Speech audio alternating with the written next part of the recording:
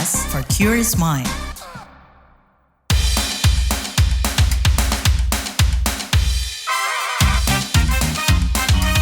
Kamu lagi dengerin podcast What's Trending.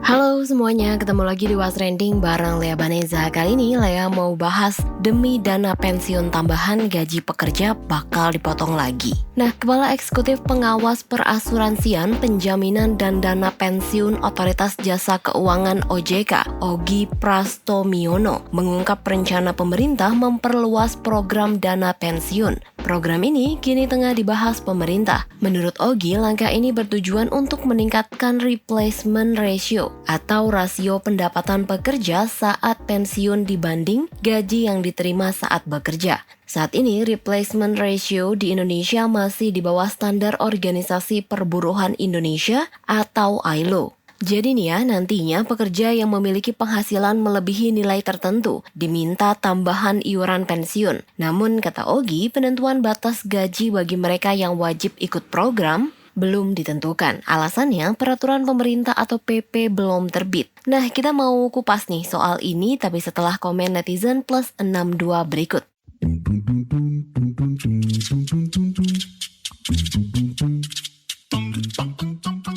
Yang pertama komentar dari @3xx nih. Mending semua aja ambil gaji dari perusahaan langsung masuk ke negara. Nah, ada komentar dari @safxx. Yang kelas ekonomi atas tambah kaya, kelas menengah terus berkurang, yang miskin dijamin dengan bansos. Indonesia Cemas 2045. Lanjut ada @ffxx. Kita pelitin aja pengeluaran biar ancur ekonomi Indonesia. @axx. Apanya yang mau dipotong lagi kalau sudah di PHK? Selanjutnya potong tabungan kah? @bakxx. Gak bikin lapangan pekerjaan malah mau potong terus. Lanjut @usxx. Orang kerja capek-capek udah dihantam inflasi, dihantam ginian.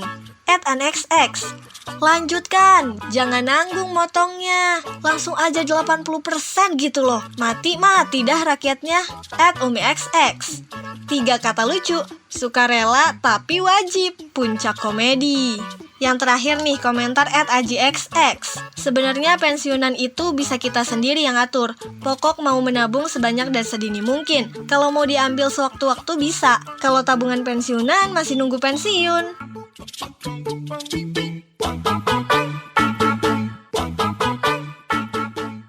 Nah, lebih jelas soal program dana pensiun tambahan wajib, kita simak deh penjelasan Kepala Eksekutif Pengawasan Perasuransian, Penjaminan dan Dana Pensiun Otoritas Jasa Keuangan OJK, Ogi Prastomiono. Terkait dengan rencana program pensiun tambahan yang bersifat wajib. Undang-Undang P2SK yang sudah diundangkan ya di Januari 2023 memang mengamanatkan penguatan untuk harmonisasi program pensiun. Ini bagian keempat dari Undang-Undang P2SK, khususnya di pasal 189. Jadi sebagaimana diketahui bahwa manfaat pensiun bagi warga negara, ya baik itu dari ASN, dari TNI Polri, dari pekerja formal, itu relatif sangat kecil. Jadi sebagaimana diatur dalam P2SK pasal 189, jadi pemerintah akan mengharmonisasikan seluruh program pensiun sebagai upaya untuk peningkatan perlindungan hari tua dan memajukan kesejahteraan umum. Jadi kalau dari hasil data yang ada, manfaat pensiun yang diterima oleh pensiunan itu relatif sangat kecil ya. Itu hanya sekitar 10-15% dari penghasilan terakhir yang diterima pada saat aktif ya. Sementara upaya untuk peningkatan perlindungan hari tua dan juga memajukan kesejahteraan umum itu dari ILO itu ada standar yang ideal itu adalah 40%.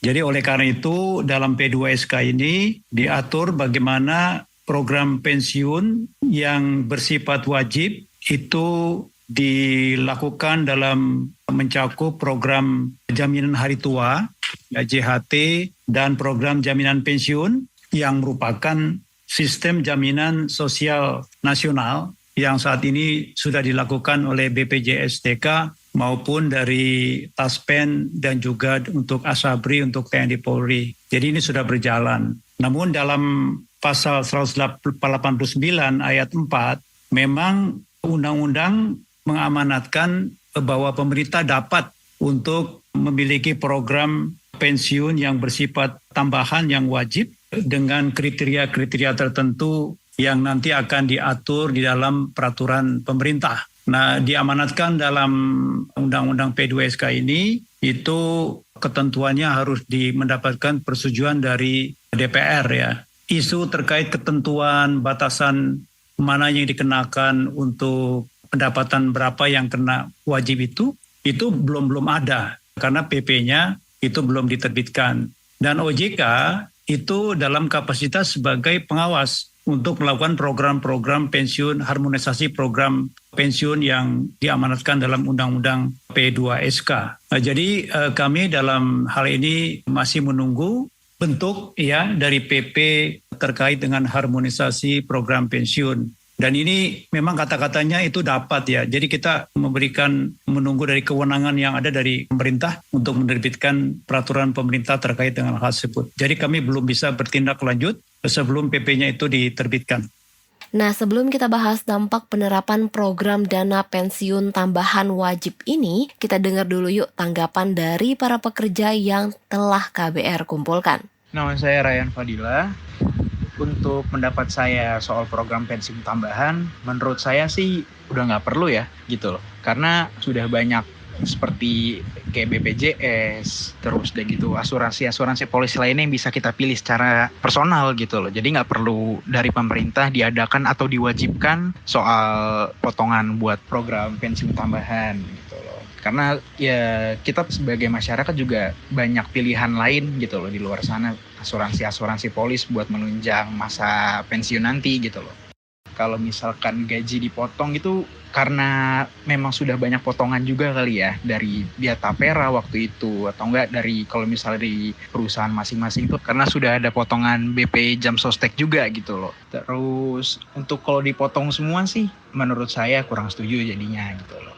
Kalau saran dan tuntutan, saran saya jangan terlalu banyak potongan-potongan yang sebenarnya sudah ada medianya, sudah ada wadahnya gitu loh. Kalau misalkan belum ada pun nggak masalah dibikin peraturan seperti ini. Tapi kan buat sekarang ini sudah banyak asuransi polis buat menunjang nanti masa pensiun gitu loh, tanpa harus adanya potongan-potongan seperti kebijakan pemerintah sekarang gitu loh. Dan kelebihannya itu bisa disesuaikan dengan kebutuhan masing-masing gitu loh. Menurut saya sih tuntutannya jangan dipukul rata semua lah gitu loh. Karena kan nggak semuanya ada yang punya asuransi polis ataupun ada yang nggak punya juga gitu loh. Halo, namaku Risma Mutia.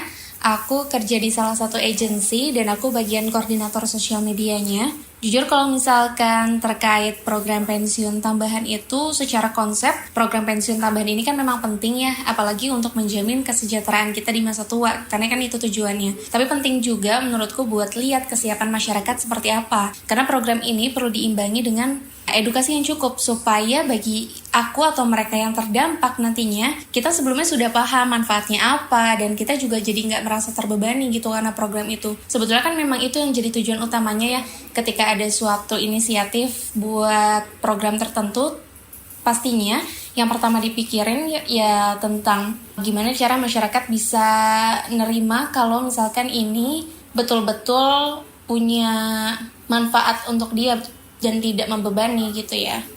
Nah, kalau misalnya gaji aku dipotong, setuju atau enggak, jujur kalau tiba-tiba gaji dipotong tanpa sosialisasi yang jelas, pasti ada penolakan dong. Karena tiap orang pasti punya kebutuhan hidup masing-masing gitu kan. Dan penambahan iuran ini bisa berdampak pada pengeluaran sehari-hari pasti. Terutama bagi yang, pendapatannya ini pas-pasan gitu kan. Jadi perlu ada jaminan bahwa manfaatnya ini akan terasa nyata di kemudian hari bagi kita semua yang terdampak akan program ini gitu yang tadi aku bilang. Jadi ya penting sih buat mengedukasi masyarakat dulu tentang ini tujuannya apa, manfaatnya apa, jadi kita nggak merasa dirugikan gitu. Menurutku pemerintah perlu ya lebih transparan dalam sosialisasi program ini, terus juga punya pertimbangan terkait kondisi ekonomi masyarakat gitu sebelum mereka nerapin kebijakan ini, karena perlu ada dialog terbuka mungkin dengan berbagai kalangan agar inisiatif atau kebijakan ini tuh nggak jadi beban tambahan bagi aku nih atau teman-teman yang lain yang udah merasa sulit secara ekonomi gitu. Terus juga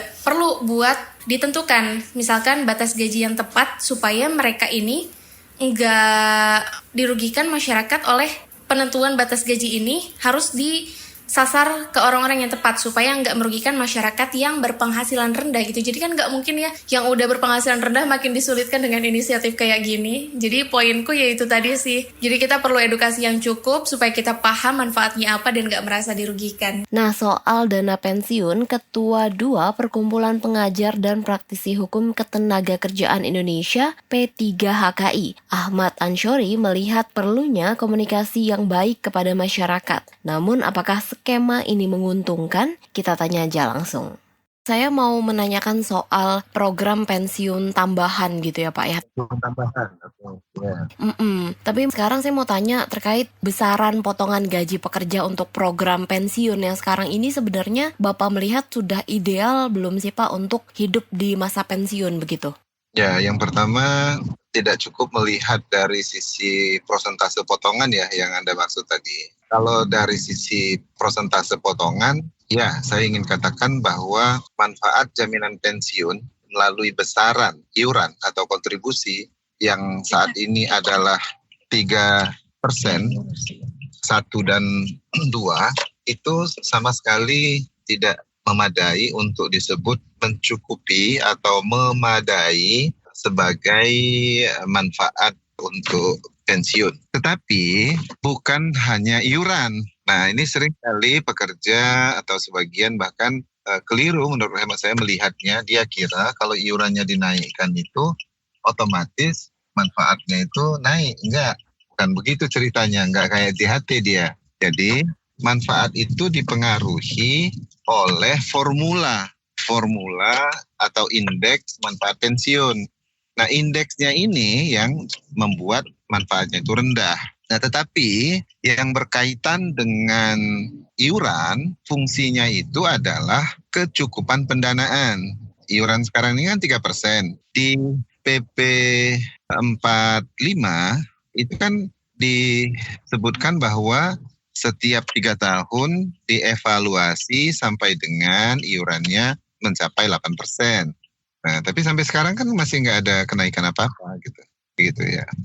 Kalau melihat rencana pemerintah untuk membuat program dana pensiun tambahan gitu ya Pak ya, dan mungkin efeknya nanti akan gaji bulanan pekerja ini dipotong lagi. Nah, ini untuk melihat kondisi pekerja sekarang dengan semua potongan yang membebani, kan nggak cuma pensiun aja ya Pak yang dipotong dari gaji pekerja. Ini ya pajak yang jelas akan naik gitu kan.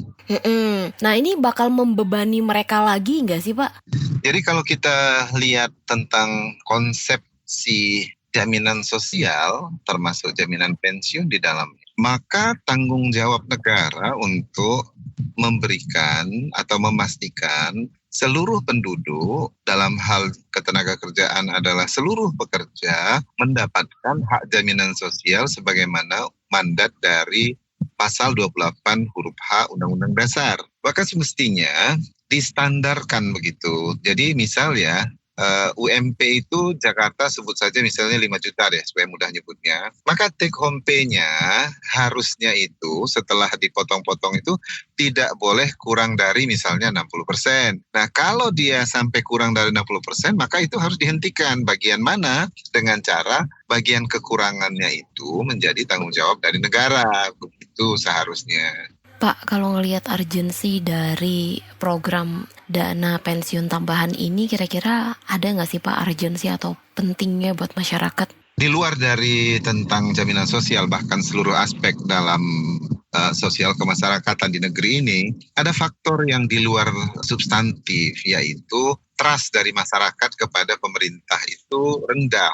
Jadi apapun ceritanya, apapun yang dikatakan, ya pemerintah, masyarakat akan ragu-ragu gitu. Apa sebabnya trust masyarakat ini rendah? Kita tahu ada kasus Bumi Putra. Memangnya masyarakat tahu ada kasusnya Jiwasraya? Apakah hak masyarakat itu terlindungi? Juga tidak. Nah, jadi jangan juga antipati kenapa ya masyarakat sedikit nolak. Ya, tanggung jawab pemerintah juga nggak jelas gitu. Terlalu banyak bukti-bukti yang dialami sudah oleh masyarakat dan tidak ada wujud dari pemenuhan tanggung jawab negara begitu. Nah, itu hal ya. Nah, kemudian kembali ke substansi pertanyaan Anda tadi secara khusus, maka saya ingin katakan bahwa manfaat jaminan pensiun tambahan yang bersifat wajib, ini dari nomenklaturnya saja sudah membingungkan. Namanya tambahan tapi bersifat wajib. Ya. Jadi memang ada kekeliruan dari konsep itu. Kenapa dia program tambahan tapi sifatnya wajib? Kan membingungkan. Saya lebih dari 10 forum menghadiri bersama teman-teman serikat pekerja, serikat buruh. Mereka mengkhawatirkan ini adakah tujuan lain? Saya katakan secara teori dan konsep, tujuan lain ini pasti ada. Dan tujuan lain ini belum tentu buruk. Apa tujuan lainnya? Tujuan lainnya untuk mendorong pekerja itu memiliki persiapan yang cukup untuk memasuki hari tua. Sementara demografi Indonesia dipastikan tidak mungkin tidak gitu ya, kecuali bencana massal betul sama sekali, itu populasi usia lanjut itu di tahun 2024 ini saja itu sudah 12% lebih dan akan 20% lebih di 2045. Nah, sekarang saja itu 70% lebih lansia itu bekerja. Kenapa? Karena untuk memenuhi kebutuhan kesehariannya. Oh, ada PKH misalnya. PKH tidak membantu banyak gitu. Jadi memang di negara manapun di dunia konsep mengatasi atau mempersiapkan untuk hari tua yang tidak terbebani tekanan ekonomi finansialnya itu adalah program pensiun gitu.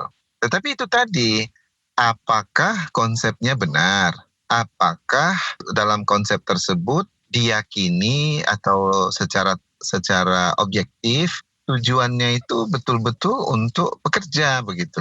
Nah, kita ambil contoh ya. Kan ada jaminan hari tua. Jaminan hari tua pun akan di-split menjadi akun utama dan akun tambahan. Akun utama akan lebih besar. Nah, berarti akun utama ini akan menjadi pilar untuk hari tua. Tapi mari kita lihat hitung-hitungannya. Seberapa mungkin JHT ini yang akun utama akan mampu menyangga kebutuhan finansial usia lanjut, ya. Nah, kita akan melihat dari formula programnya. Nah, formula programnya itu memang membuka dua pilihan, dibayarkan sekaligus atau secara anuitas, ya kan? Nah, dalam kasus Indonesia, dalam konteks Indonesia, maka kemungkinan untuk pilihan anuitas itu sangat rendah gitu. Disebabkan dua hal. Hal yang pertama karena trust tadi, kemudian masyarakat juga belum teredukasi secara finansial, bahkan condong beranggapan, lebih baik saya ambil semuanya supaya saya bisa jadikan modal. Padahal mayoritas akan gagal begitu.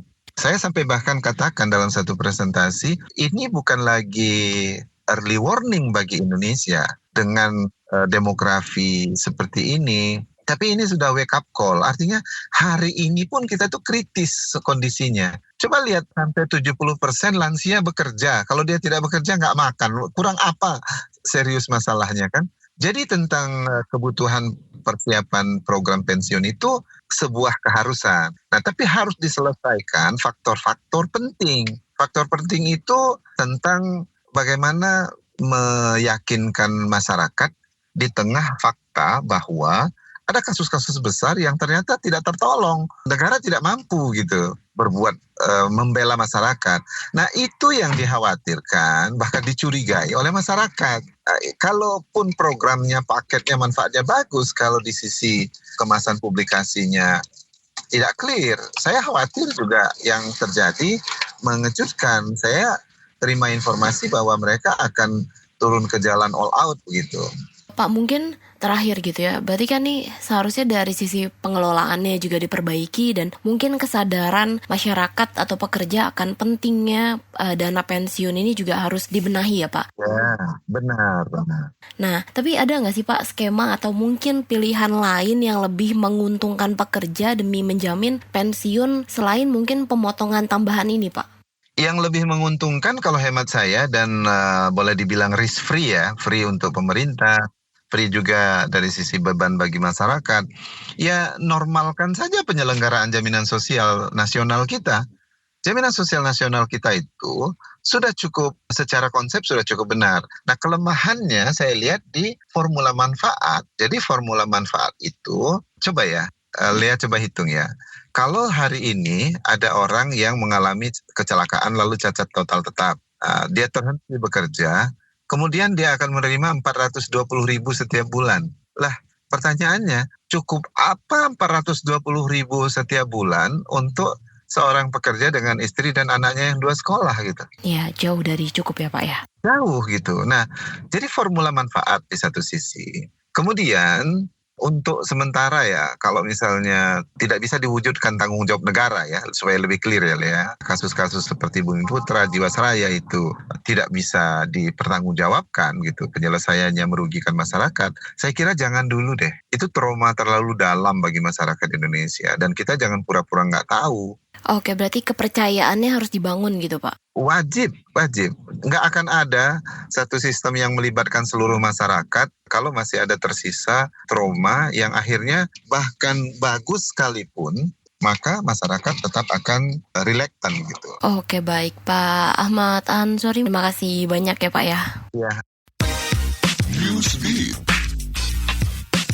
Demi mengatasi masalah kelaparan, negara Namibia bakal membagikan daging dari 623 satwa liar.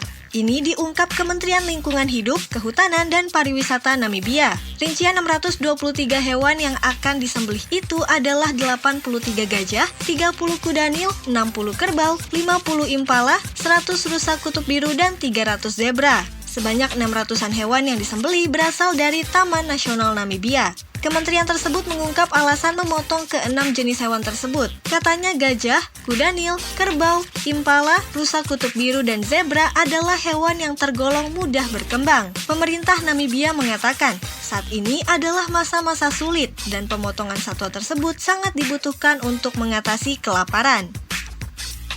Kepolisian Meksiko menangkap Gildardo Lopez Astudillo atas tuduhan penculikan 43 mahasiswa yang hendak berdemo. Astudillo adalah seorang mafia narkoba dari kelompok Guerreros Unidos. Dia diduga bekerja sama dengan polisi korup menghilangkan demonstran pada 2014 silam.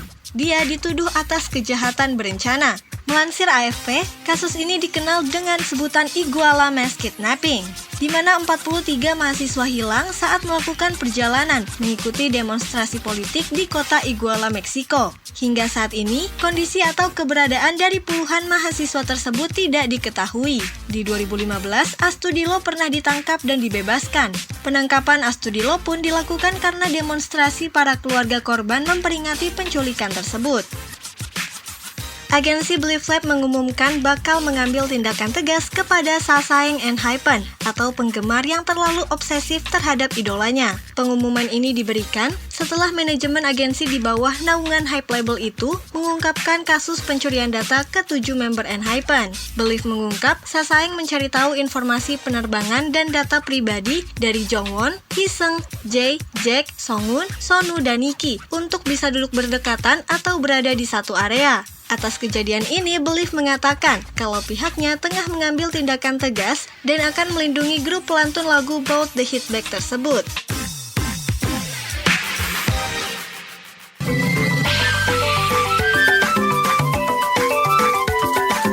WhatsApp Indonesia.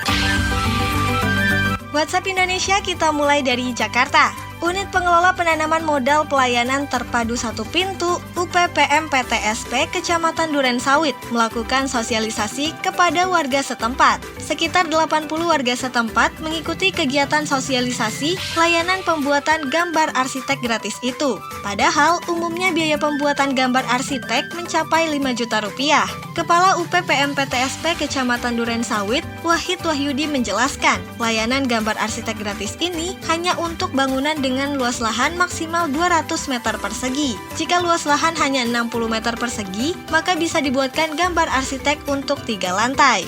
Selanjutnya ke Bandung. Menteri Pariwisata dan Ekonomi Kreatif Kemenparekraf, Sandiaga Salahuddin Uno, mengaku akan berkoordinasi dengan promotor konser Sheila on 7.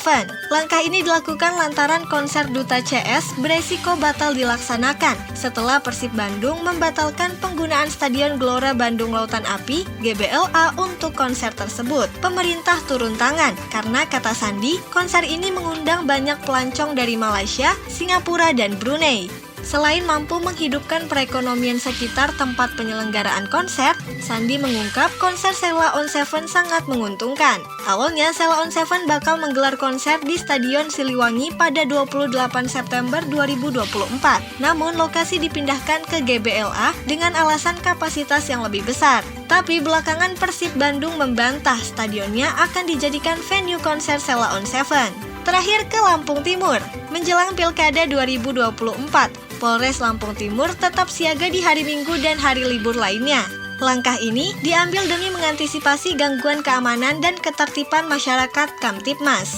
Kapolres Lampung Timur, AKBP Beni Prasetya menegaskan, kondisi keamanan di wilayahnya saat ini sangat penting.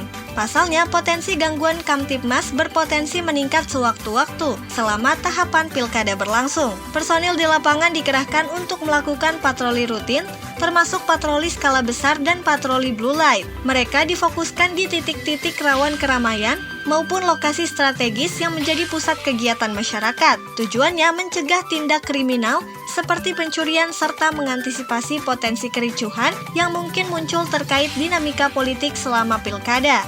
Demikian WhatsApp Indonesia hari ini.